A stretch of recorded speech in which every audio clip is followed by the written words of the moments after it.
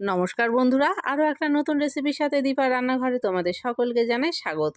তো চলো ঝটপট আজকে তোমাদেরকে দেখিয়ে দিই সরু চাকলি একদম নরম তুলতুলে কিভাবে তৈরি করবে। তো সরু চাকলি বানানোর জন্য এখানে আমার লাগছে চাল। আমি এখানে নিয়েছি ভাত খাওয়ার চাল, মানে প্রতিদিন আমরা যে চাল দিয়ে ভাত খাই, সিদ্ধ চাল।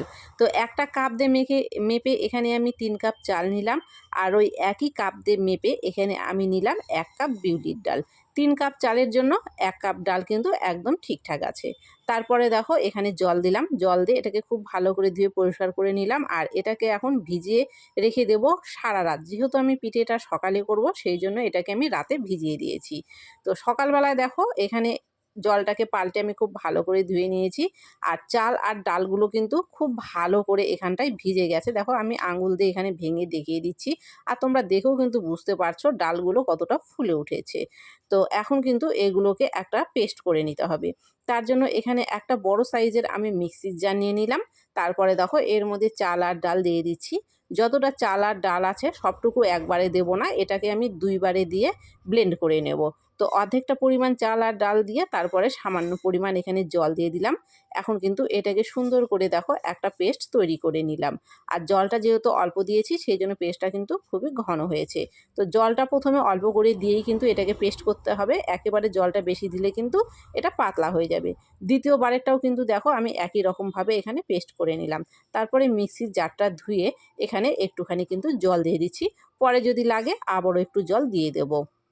তারপরে এটাকে হাতা দিয়ে দেখো নেড়ে চেড়ে দেখছি। আর এই ব্যাটারটা কিন্তু অনেকটা পরিমাণ ঘন আছে, এখানে কিন্তু আমাদের জলের প্রয়োজন পড়বে। তো আমি একটু একটু করে জল দিচ্ছি, একেবারে কিন্তু বেশি জল একদমই দিচ্ছি না। কেননা বেশি জল একবারে দিয়ে ফেললে কিন্তু পাতলা হয়ে গেলে পিঠেটা করতে সমস্যা হয়ে যাবে।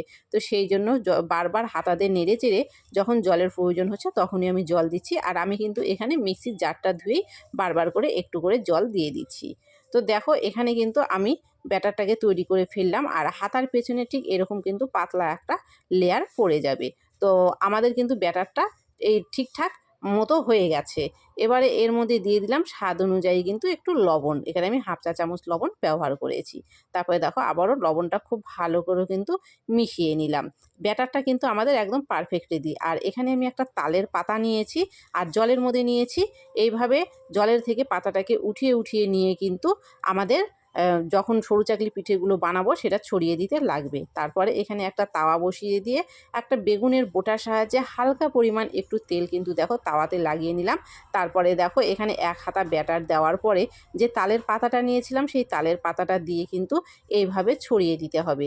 আর তোমাদের কাছে যদি তালের পাতা না থাকে, বাড়িতে কিন্তু যদি তেজপাতা থাকে তেজপাতা দিয়েও কিন্তু তোমরা এটাকে এইভাবে ছড়িয়ে দিতে পারো। তো আমার হাতের কাছে তালের পাতা ছিল সেই জন্য আমি এখানে তালের পাতাই ব্যবহার করেছি। তারপরে ছড়িয়ে দেওয়ার পরে দেখো এটাকে 30 সেকেন্ডের মতো ঢেকে দেবো। 30 সেকেন্ড পরে কিন্তু দেখো ফিরে এলাম।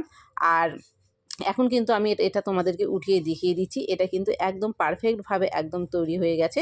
কোনো রকমভাবেই কিন্তু দেখো তাওয়াতে লেগে লেগে নাই। তারপরে কিন্তু এই একই রকমভাবে আমি আরও কয়েকটি পিঠা তোমাদেরকে দেখিয়ে দিচ্ছি।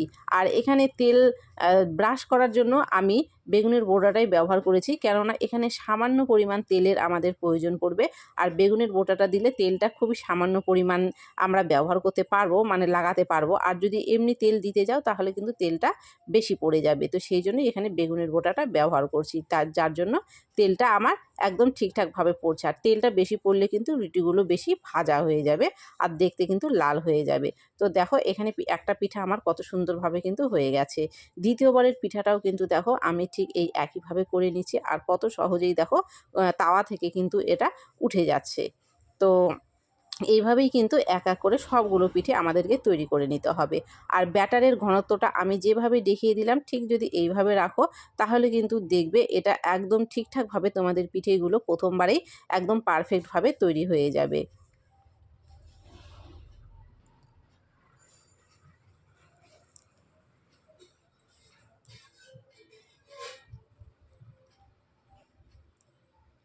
এই পিঠেগুলো কিন্তু করতে খুব একটা সময় লাগে না। পিঠেটা তাওয়ার মধ্যে দেওয়ার পরে 30 থেকে 35 সেকেন্ডের মধ্যে কিন্তু একটা করে পিঠে একদম সুন্দরভাবে তৈরি হয়ে যাবে। তো দেখো 3 কাপ চাল আর 1 কাপ ডাল দিয়ে এখানে কতগুলো আমার পিঠে কিন্তু তৈরি হয়েছে। আর একটা পিঠে আমি তোমাদেরকে দেখিয়ে দিচ্ছি, দেখো এরকম করে হাত দিয়ে চেপে দিলেও কিন্তু ভেঙে যাচ্ছে না, কতটা পরিমাণে নরম তুলতুলে হয়েছে। আর প্রত্যেকটা পিঠেই কিন্তু দেখো দেখতে খুব সুন্দর সাদা হয়েছে আর কত ছিদ্রযুক্ত হয়েছে। তো তোমরা চাল আর ডালের মাপটাকে ঠিকঠাক রেখে যদি পিঠেগুলো করতে পারো তো দেখবে তোমাদের পিঠেগুলো এরকম ছিদ্রযুক্ত হবে আর এরকম সাদা ধবধবে হবে। আর সাদা ধবধবে পিঠেগুলো করার জন্য অবশ্যই কিন্তু তেলের পরিমাণটা কম ব্যবহার করতে হবে। প্রত্যেকটা পিঠেই দেখো এখানে কত সুন্দর ছিদ্রযুক্ত হয়েছে আর একদম কিন্তু নরম তুলতুলে হয়েছে। প্রত্যেকটা পিঠেই কিন্তু আমার একদম পারফেক্টভাবে তৈরি হয়েছে। তো সবগুলো পিঠেই কিন্তু দেখো আমি তোমাদেরকে এখানে দেখিয়ে দিচ্ছি, আর এভাবে দেখো হাত দিয়ে মুড়েও দেখে দিচ্ছি, কোনো রকমভাবে কিন্তু পিঠেটা ভেঙে যাচ্ছে না। আর এই রকম সরু চাকলি পিঠে কষা মাংস বা পায়েস যার সাথেই খাও না কেন খেতে কিন্তু খুব ভালো লাগে। তো আজকের এই সরু চাকলি পিঠেটা আমি কিন্তু সাজিয়ে দেবো 1 বাটি গুড়ের 1 বাটি পায়েসের সাথে। আর এই পায়েসটা কিন্তু আমি তৈরি করেছি খেজুরের গুড় দিয়ে।